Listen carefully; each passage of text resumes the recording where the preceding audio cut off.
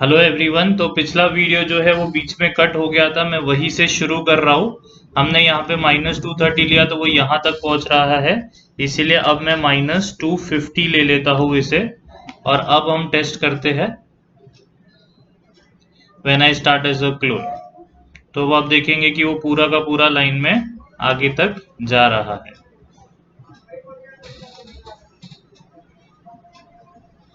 ठीक है, अब ये जो y है वैसे तो बराबर, ये फिर भी एक चेक कर लेते हैं -125 पे कैसा काम करेगा ये।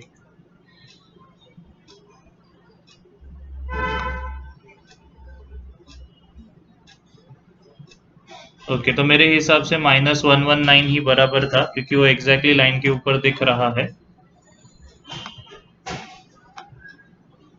या this looks perfectly fine. Okay, आगे बढ़ते हैं।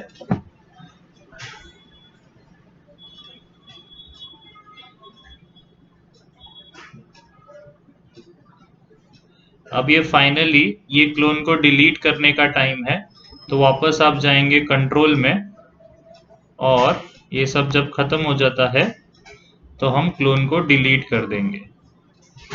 तो यहाँ पे मैंने लिख लिया डिलीट दिस क्लोन। अब देखते हैं क्या होता है।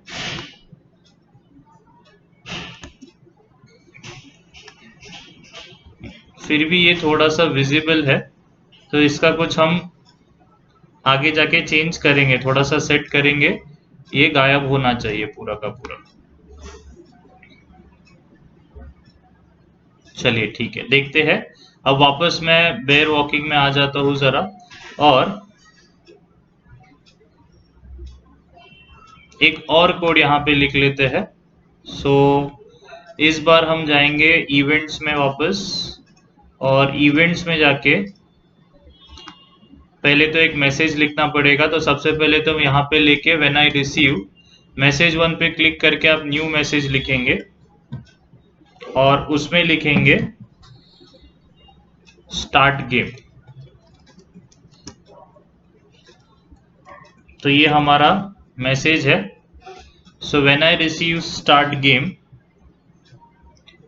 तो लुक्स में जाके हम इसे हाइड कर देंगे।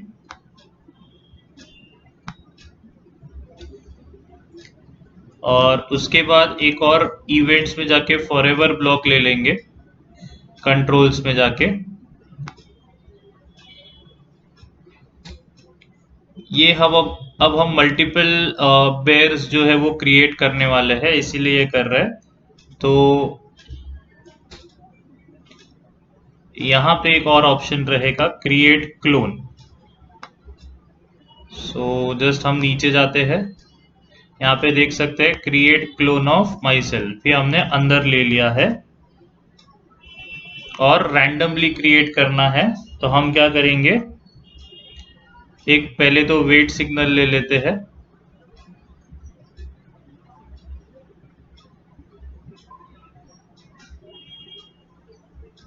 सो यहाँ पे वेट ले लिया, और ऑपरेटर्स में जाके पिक रैंडम, ये 1 सेकेंड के अंदर डाल देंगे, और यहाँ पे लिखेंगे, आपके हिसाब से ले लीजिए, बट अच्छा रहेगा 0.822 लेंगे, क्योंकि उस हिसाब से ये बराबर वर्क करता है। तो आप देखेंगे अब वो रैंडमली आएगा।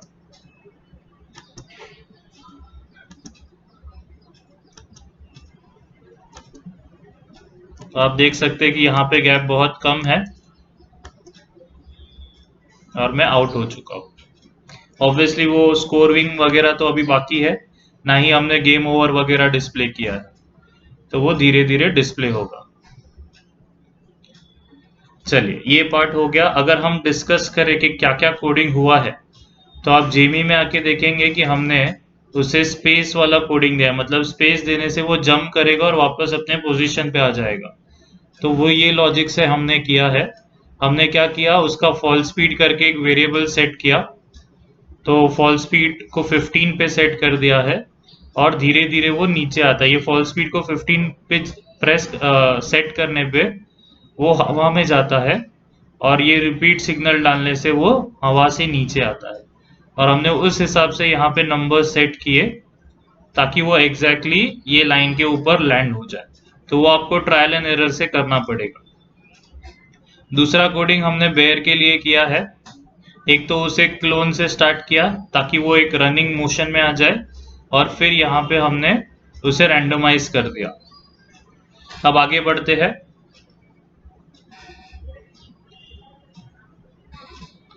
वापस हम अगर जीमी में आ जाए तो थोड़ा और कोड यहाँ पे कर दे।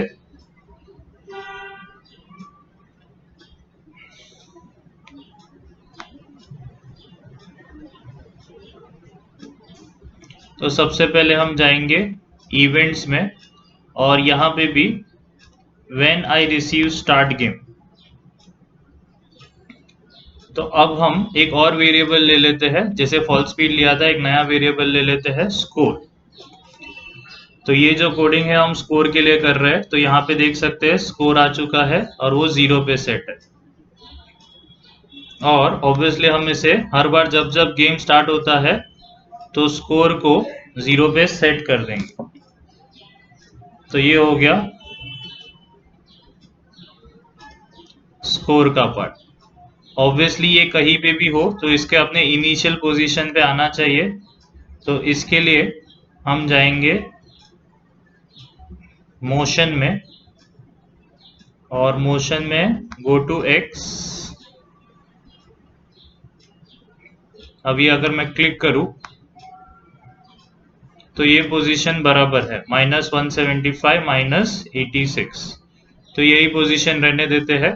यहाँ पे आप पोजीशन देख सकते हैं कि फिलहाल कौन से पोजीशन पे है। अगर मैं इसे यहाँ पे रख दूं और अगर इसे क्लिक करूंगा तो वापस ये अपने ओरिजिनल पोजीशन पे आ जाएगा। ओके, तो ये पार्ट भी खत्म हो गया। यहाँ पे क्या कोडिंग किया कि जब जब गेम स्टार्ट होता है तब आपका स्कोर 0 पे सेट होगा और आपका ये जो कैरेक्टर है वो अपने ओरिजिनल पोजीशन पे आ जाएगा। ऑब्वियसली अगर हमें इसे अलग अलग एनिमेशन देना है, मतलब स्टार्ट होते टाइम ऐसा दिखना चाहिए और एंड होते टाइम कुछ और दिखना चाहिए, तो उसके लिए एक छोटा सा मैं यहाँ पे चेंज करने जा रहा हूँ स्विच कॉस्ट्यूम का। तो इसके लिए लुक्स में जाएंगे और यहाँ पे जब जब गेम स्टार्ट होता है तो हम इसे ये वाला कॉस्ट्यूम दे देंगे, जेमी वॉकिंग ई का, जो ओरिजिनल अभी फिलहाल जो पोजीशन है वही कॉस्ट्यूम है ये। और जब गेम ओवर होगा तब हम इसे दूसरा कॉस्ट्यूम देंगे।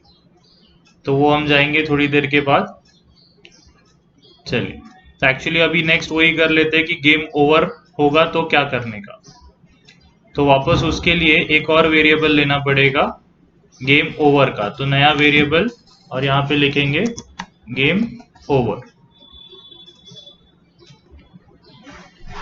और इसे ओके पे क्लिक कर देते हैं। तो यहाँ पे देख सकते हैं गेम ओवर, और उसे भी 0 पे सेट है, बट ये हमें दिखाना नहीं है तो हमने उसको अनचेक कर दिया। अब मैं वापस जाऊंगा इवेंट्स में, और यहाँ से मैं नया कोड करूंगा व्हेन आई रिसीव। इस बार ओके, एक्चुअली मैसेज ले लेना चाहिए था, मैंने गलती से वेरिएबल ले लिया, कोई बात नहीं। तो हम नया एक मैसेज ले लेते हैं गेम ओवर का। तो when I receive game over, बाकी सब स्क्रिप्ट्स को हमको स्टॉप करना पड़ेगा।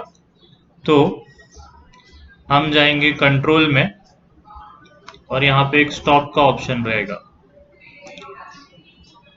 तो यहाँ पे स्टॉप का ये वाला ऑल के जगह पे हम चूज कर लेंगे अदर स्क्रिप्ट्स, और हम इसे ब्रॉडकास्ट भी करेंगे ताकि सबको पता चले गेम ओवर हो चुका है। तो ब्रॉडकास्ट, और यहाँ पे गेम ओवर, और फाइनली हमें जो कॉस्ट्यूम है उसे चेंज करना है। तो स्विच कॉस्ट्यूम टू, अभी आपको वो वहां पे देखना पड़ेगा कि कैसा दिख रहा है। तो इसके लिए कैसे यहाँ पे कौन सा चूज करना है, इसके लिए आप जेमी में जाएंगे और कॉस्ट्यूम्स में जाएंगे। तो आप देखेंगे कि जेमी ए वाला ये कॉस्ट्यूम है, जेमी बी वाला ये है, तो हम ए वाला ही सिलेक्ट कर लेते हैं जब गेम ओवर हो जाएगा। तो वापस हम कोड में आके हमने जो सिलेक्ट किया था वो बराबर ही था। तो this is the Jamie A costume. So